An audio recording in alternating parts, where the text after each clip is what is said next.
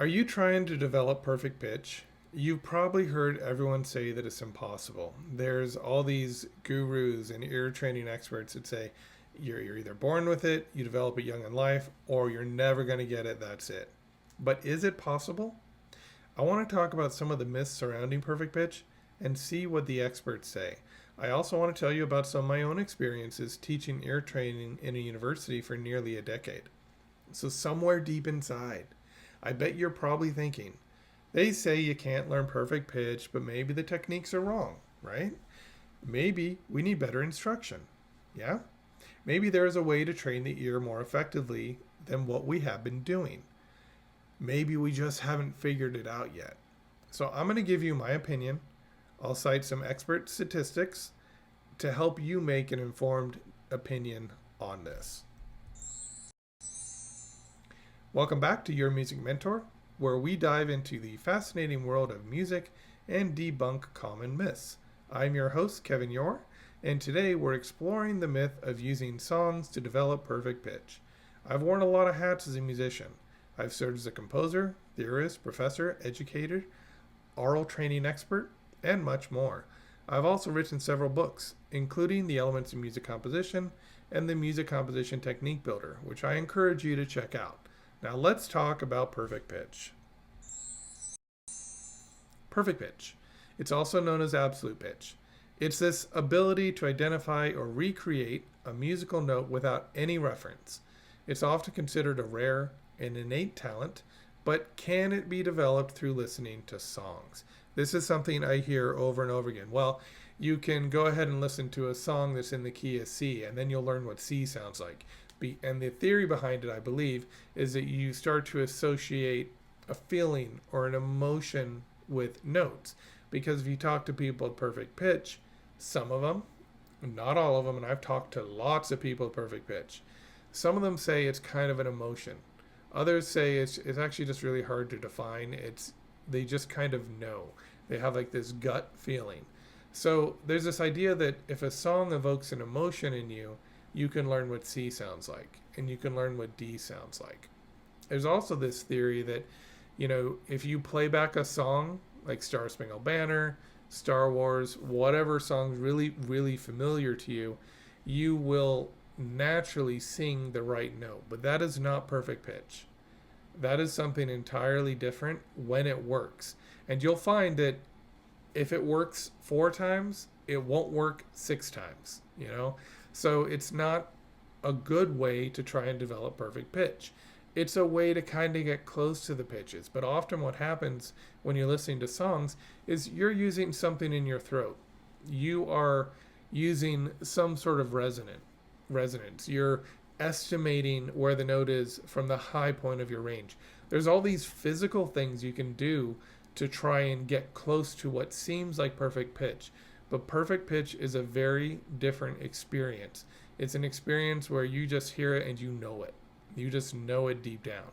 It's like if you see the color red, you just know that's red. You're not going to confuse it for blue. You might confuse it for pink, but you're not going to confuse it for blue, right? So perfect pitch is not that simple. Perfect, and at the same time, it's actually very simple. So we need to talk a little bit about what perfect pitch is and how you can develop it. But just know that perfect pitch is a very rare talent, but it's also not the end of the world if you don't have it. And we're going to talk about that too. So let's go ahead and start with the skeptics because that's a lot of fun. So many experts argue that perfect pitch is something you're born with. It's not something that you can acquire later in life. I've heard this my whole life. Studies have shown that early musical training, especially before the age of 9, is crucial for developing perfect pitch. After this critical learning period, it becomes significantly harder, if not impossible, to develop this ability. However, more recent research suggests that the story might not be so black and white. Some studies indicate that with the proper training and exposure, adults can actually develop a form of perfect pitch. Now notice I said a form of perfect pitch. The University of Chicago is one example. They've shown that auditory learning can enable individuals to identify musical notes by ear, even at later stages in their life. So I've actually seen this in my own experience teaching ear training and music theory at the University of Nevada, Las Vegas. So during my time teaching, I discovered that about 25% of my students each semester were developing a sort of pitch recall. At first, it took a year for me to see these results, but as my techniques improved, I discovered the time was reduced to about one semester or about 4 months. Now, I had to sort of reverse engineer my ear training drills to figure out what was causing these students to develop perfect pitch, because they'd come in and I'd see them on day one and they can't identify simple intervals, let alone the ability to specify particular pitches by name. And then as we go through the semester, they'll come to me and it was always C. They would come to me and they'd say, almost always C. They'd come to me and they say, hey, I can hear a C. It's just when I hear it, I know it's a C. And when you talk to people with perfect pitch, they often describe C as somehow transparent or clear or even boring in some instances. And so it was interesting that they were learning C. And I realized that when I did my ear training exercises, I started with something called a daily routine and a mirror exercise. I did it every day because it covered all the fundamentals. You'd get like all the stuff that could take us 30 minutes, I condensed it to 10. And so I had them practice their daily routines and their mirror exercises every day. I'd make them do it Monday through Thursday. And they always started on C. And so what happened, especially with the mirror exercises, is if you're doing a perfect fifth, you'd be singing C, G, bum, bum, bum, bum, bum, bum, bum. I'm sure I'm not singing C and G. But you'd be comparing the C to the G. It'd be a comparison exercise.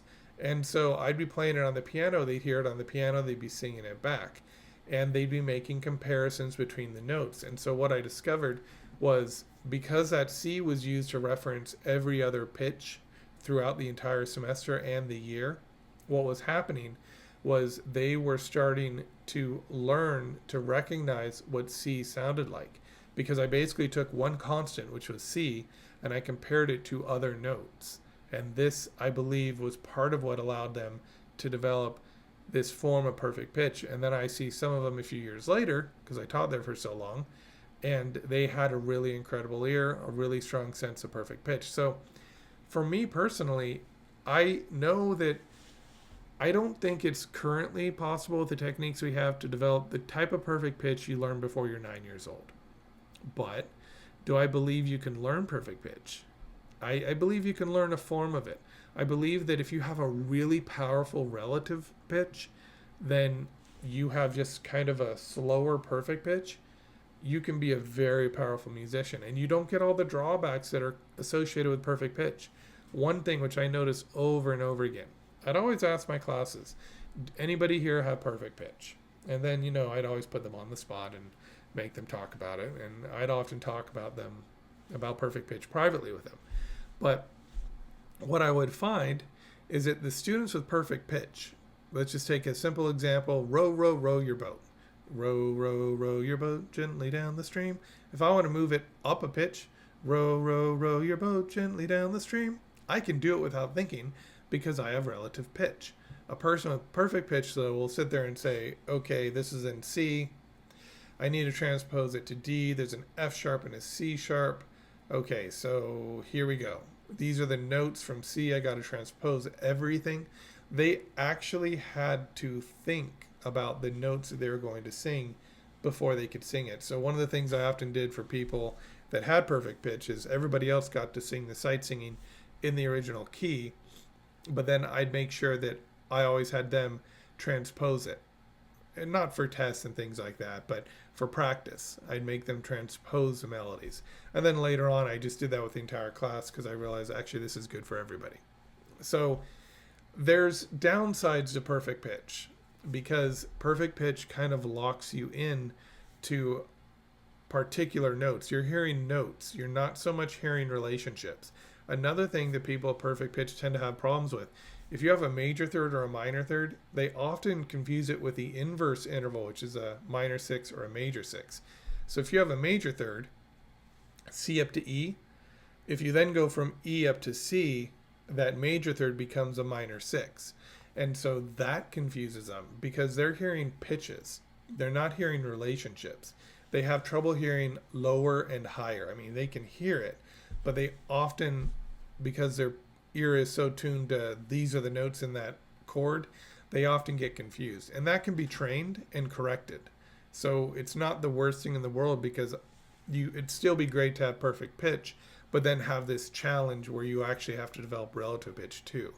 But because of the nature of perfect pitch, it's actually very difficult to do that. So I could talk about this forever, but let's get back to the actual research on this. So back in 2013, there was a famous study. They used the drug valproate, and they found that it could potentially reopen these pathways, this critical period for developing perfect pitch. And this allowed some adults to learn to identify notes by ear with ear training. Later research from University of Chicago, so we've got Howard Nussbaum and Shannon Hild, Stephen Van Hedger and Rachel Cook, they indicated that actually maybe we don't need these drugs. They might not even be necessary. They conducted this research where they found that with brief training, some, and the key word there is some, and that aligns with what I discovered in the university. Some adults could learn to remember and correctly identify notes months later with improved accuracy. So notice it's not perfect. It's not perfect, but with just a little bit of training, they were able to start to hear these notes. And so while only a few individuals may achieve this same level of accuracy, this research suggests that perfect pitch might be more flexible than what we are being led to believe. The ability seems to be linked to a person's auditory working memory. Okay, so when I do my flawless course, one of the things I always say is you need to improve your ability to memorize by dictations at the end. It's a part that many people skip. By improving your auditory working memory, you improve the vase that you can pour water into, right? You improve your knowledge base. You're able to make more connections. And it's a thing that I would stress even from the beginning, before I even knew that this could help develop perfect pitch. I would tell my students in universities, like, you have to memorize every sight singing exercise, because when you sight sing, initially you sight sing, you get a minute to look at it, you sight sing it, you're done. It's no longer sight singing. Now it's just you perfecting your ability to sing that particular song, right? So what I would always tell them is you also need to develop your musical memory. Now the reason I had them do that was because if they could memorize a dictation that I played on the piano, it didn't matter how many times I played it. They could sit there, relax, play it back through their mind, and take as much time as they needed to dictate it. Even at the end of class, when you have like extra time at the end of an exam, they'd always have at least 20, 30 minutes, and they could sit there and recall the dictation again if they had a good musical memory. But by me forcing this and me telling the students you have to do this, what happened was some of the students took it seriously. And some of the students did memorize their sight singing examples. They'd come in without their books and just sing their sight singing, the prepared pieces that we did. And those were the students that developed this ability to recall certain pitches. Working memory is essential. So while I found that anecdotally through teaching, it's nice to see that the researchers at University of Chicago found that actually that's a key part of it as well. So remembering and assigning meaning to sounds like musical notes, that's important. But if you work too hard and you're sitting here and you're trying to say that's an F sharp, okay, F sharp sounds rough, it sounds energetic, it sounds like it's powerful, there's some power to it compared to the C. The C's quieter, more dull, more relaxed. That's good in a way, but it detracts you from actually hearing the sounds of the notes, because now you are assigning a bias. You're saying F sharp's always going to sound that way, and frankly it doesn't. It always has the same quality. It always has that quality of F sharp, but in different contexts, if I play it softer, it softens it. If I play it higher, it softens it. If I play it really low, it changes the quality just a little bit. So the better way to approach this is to actually listen to these notes in comparison. That's just how you start. You start by comparing them.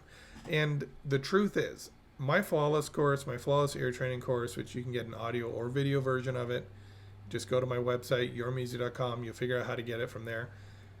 It incorporates every technique that I know of to develop perfect pitch, but it does it in an intelligent way. It does it in a way that gradually builds your skill. And I don't say that that course will develop perfect pitch. I will never say you will develop perfect pitch by taking this course. The reason I incorporate these perfect pitch drills that I have found to get maybe 25% of my students on track is because they open up the ear. They help you hear intervals differently. Because if you can start to identify that an F sharp and a C, when played in comparison, or really any note compared to any other note, you hear a small difference, it makes it easier to hear the quality of a fifth or a fourth. So it's these gentle opening up drills that really help you with your ear training. And they are all throughout my course, especially as you get into unit 2, 3, 4, 5, 6. There's 16 units total. It's an intensive course. It's not finished yet. I'm still working on it. But when it's done, 16 units, it's going to include so many of these perfect pitch drills that there may be a time where if people start coming to me in droves and saying, hey, I'm developing perfect pitch, then I'll say my course develops perfect pitch. But right now it's still very much in a preparatory stage because I never tried to develop perfect pitch. What I always cared about was relative pitch, because as a composer I just need to be able to get those intervals onto the page. And as a university instructor, we weren't required to develop perfect pitch. We were required to develop relative pitch. So the focus on the course is what I know I can achieve. I know that I can help students get a powerful ear for relative pitch, and that's where it stops. So going back to the research, Van Hedger, Held, Nussbaum, these all demonstrated that even individuals that had absolute pitch could be retuned or tricked into perceiving music as in tune when it is actually out of tune. So they did this by gradually having them listen to a piece that is slowly detuned by a third over a note of several minutes. So what would happen was they'd have them listen to a piece and they'd trick them. They'd very slowly change the pitch, and they had perfect pitch, so they knew what it was in, but this gradual microtonal change in pitch actually detuned their perfect pitch, which is a scary thing to do to someone with perfect pitch, because what if it's permanent and then they're always off by a third? But the point is that perfect pitch is not static. Perfect pitch is a human skill. They also have found that a person's first language and prior musical experience can influence their ability to identify musical notes and their likelihood of having perfect pitch. For example, we know very well that speakers of tonal languages like Mandarin, where the meaning of a word can change based on its inflection, they're more likely to develop this ability. Those who learn to play an instrument at an early age are also more likely to have perfect pitch. And so my curiosity is, piano doesn't have the inflections. Like when you play piano, you push a note and it plays the note for you. So it's very inactive in terms of pitch development, because obviously true pianists have amazing ears, but playing on the piano, and this is just a theory, I don't know for certain if it's true, but if you play fixed pitches, you're not creating the pitch, you're not influencing it. I almost wonder if an instrument like the violin, where you actually have to adjust the pitch and you hear the nuances of C, would help develop perfect pitch more than an instrument like the piano. If you listen to David Lucas Burge, he'll actually tell you should listen on the instrument that is native to you.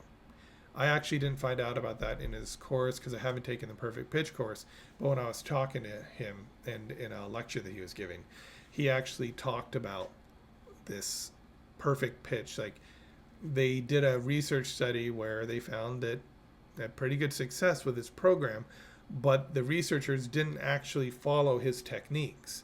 And one of his techniques was you have to learn in your own instrument. The researchers said, well, we're not going to do that. We're just going to have a class of college students all learn on the piano. But even with that, they still develop perfect pitch. So I do think familiarity with the sound matters, and you probably want to practice your exercises on your own instrument.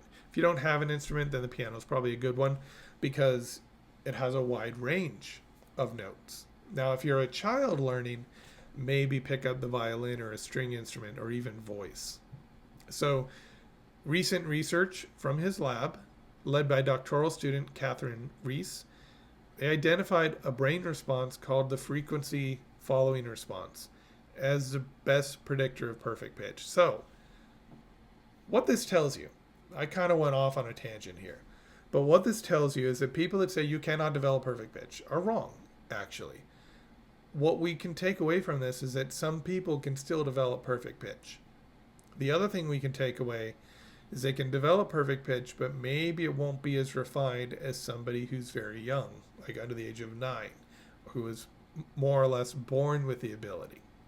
So the question there remains, okay, but ear training used to be very rudimentary. We are now better at ear training. So maybe we can get better at teaching perfect pitch. Time will tell. But it's an interesting kind of thought project where you can start to think, hey, does perfect pitch actually something you can develop or not? Let's find out. So let's talk about songs a little bit more. I've always already talked about this, but where do songs come into play? The title of this podcast.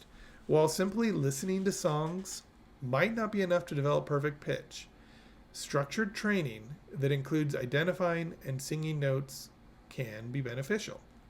This approach leverages the brain's plasticity and the ability to learn new skills, even in adulthood. We've kind of shown that's the case. But songs are only beneficial if you're doing comparison, in my opinion. So this is something that I teach in my Flawless course. I'm not trying to advertise that. I'm not trying to bang your head with it, but I teach it in my Flawless course. And so when we get into sight singing, because one of the important things is you have to be able to read music. Yeah, I've got to be able to look at a piece of music and know what it sounds like. So sight singing is really good for that.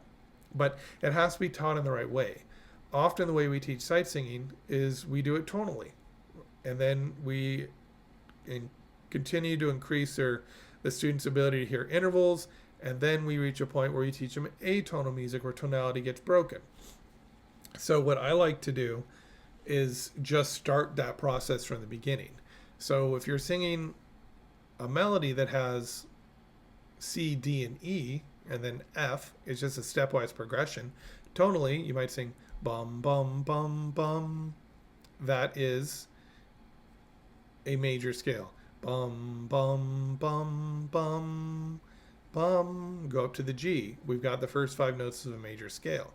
But what we're not doing is thinking major, second, major. We're not going from one note to the next thinking about the actual interval. So this is beyond this podcast. But what I do in my Flawless course is I actually teach a system so that you can start to think about the intervals. And so that when you're singing that E to the F, it doesn't sound like just another step. You're sending a message to your brain that's saying, hey, this is a minor second. The other ones are major seconds. So that's a technique that I teach in my later units when we get into sight singing. But I think, again, the process matters. Because if you listen to a song and then you sing it back, that's not sight singing. That's not even ear training. That's developing vocal technique possibly, but it's not helping you to develop your ear so much. On the other hand, if you are intentionally thinking about each interval in a song, in a melody, and you're singing those intervals, and like a baby, right? A baby, when they're first learning to read, they see the word bed, B-E-D. So they say ba, duh. And then maybe they try and put it together. Ba-edda, ba-edda, ba-edda, bed, bed. And they're like, oh, that's a bed. I know that word. And then they associate the letters B-E-D with the word bed. That's how we learn in a lot of ways. And so if you do the same thing with sight singing, bum, bum, 0, 2, and you do something where you start to think about the actual intervals, then you're actually getting better from sight singing and you'll get better faster. But to be clear, if I give a student a sight singing example and I say, go prepare this at home, They learn it by playing the notes on the piano and they memorize it. Or a student goes home and actually tries to sight read it while thinking about the individual intervals. The student that applied the process of learning to sight read will develop faster than the student who just went home, memorized the melody. Because one's rote memorization, another is a process to develop the ear. So let's just talk briefly about relative pitch versus perfect pitch. Perfect pitch is different from relative pitch. So this is the ability to identify notes in relation to each other. Relative pitch is just identifying notes in relation to each other, and it can lead to perfect pitch when done properly. So many musicians develop strong relative pitch through practice and training. And this can sometimes be mistaken for perfect pitch, because if you just get the slightest clue, if somebody plays a C, or you see the pianist play a C, or you see the trombonist in, first position, and you know what that note is, then you've just been given a clue, and all of a sudden, if you have a really good relative pitch, you can extract the rest of it. You know all the rest of the notes. That's a really good form of relative pitch. So it could be mistaken. A really good relative pitch can be mistaken for perfect pitch. I frankly think it's more useful. I think a slow perfect pitch and an extremely lightning fast relative pitch is the way to go. So there are many courses out there that purport to develop perfect pitch. So we're just going to talk a little more about how to develop perfect pitch. One of the oldest courses I've mentioned is Perfect Pitch Ear Training Super Course by David Lucas Burge. I've actually talked with David recently and found him to be quite knowledgeable about ear training and music in general. I have taken his relative pitch course back in 1996, I think it was. And I've actually brought those tapes out recently, and I found him to be quite knowledgeable. But his perfect pitch course, I never actually took that one, and so I can't say whether or not it works. But I have seen some excerpts from it, and he's talked about it informally. And so I think he has stumbled upon many of the same techniques that I have used in my own courses. So some of the things I've discovered in my nearly 30 years of training people. First, you can't memorize the sound of a note. Listening to 20 hours of C will not help you learn C. It might even be damaging. Second, you can't force perfect pitch. It's almost as if you have to learn it without trying. The moment you try to hear the quality of a note, it goes poof and vanishes, because now you're trying to learn it. And one of the things people often say, well, do you have perfect pitch? And I say, no. And they'll say, well, how can you be teaching perfect pitch if you don't have it? And this doesn't make sense to a lot of people, but it's true. When you're teaching perfect pitch, you are actively involved in the process of teaching it. So you can't sit there, be relaxed, and just listen to the notes. Whereas a student can, because you're guiding them through it. So I've never actually sat down to just hear and develop my perfect pitch, but I can hear the differences between notes. I know that C, C sharp, D, D sharp, which I usually call E flat, E, F, F sharp, which could be G flat, but I like F sharp because it's sharp. It's got like this power to it. So I can hear them in comparison. And so I know that with enough practice, I could possibly be able to develop perfect pitch as well. But when I teach it to my students who are just sitting here and absorbing, they pick it up much more quickly. So when you're teaching, you're active, and perfect pitch is really a passive activity. So let's just, for fun, talk about a few people. I'm just going to list some names of people that were born with perfect pitch. So Bernstein, he had perfect pitch. Julie Andrews, we know she had perfect pitch. She talked about it. Beethoven, we are pretty certain had perfect pitch. Stevie Wonder, Ella Fitzgerald, Vladimir Horowitz, the famous pianist. Michael Jackson had perfect pitch. Yo-Yo Ma, Barbara Streisand also has talked about her perfect pitch. Frank Sinatra, Paul Schaefer, Yanni, Celine Dion. All these people had perfect pitch. So, pretty impressive list. What about people without? You've got Joni Mitchell, Gwen Stefani, Neil Young. Brahms actually did not have perfect pitch in the classical era. We have Stravinsky and Wagner. Richard Wagner did not have perfect pitch, which is actually surprising to a lot of people, because one of the things that he would do is almost like a parlor trick, is he would notate his score for an opera or a piece, and he'd start with the top line, maybe the flute, then go down to the clarinets, and he'd just notate one line at a time from memory. So, I mean, that's an example of somebody that had an incredible working musical memory but didn't get perfect pitch. So it's not like working musical memory will always be the key. But Count Basie also had perfect pitch. Duke Ellington, Miles Davis, we're going into the jazz realm. So there's a lot of famous musicians that don't have perfect pitch. You don't need it. But I guarantee you they had powerful relative pitch if they didn't have it. So while the myth that you can develop perfect pitch just by listening to songs is largely debunked, there is some evidence that with dedicated training, some aspects of pitch recognition can be improved. So if you're passionate about music, don't be discouraged. Just keep practicing, and you might surprise yourself with what you can achieve. So that's it for today's episode of Your Music Mentor. If you enjoyed the episode, please be sure to subscribe and leave us a review. And as always, keep exploring the world of music. Until next time, I'm Kevin Ure, and I'm signing off.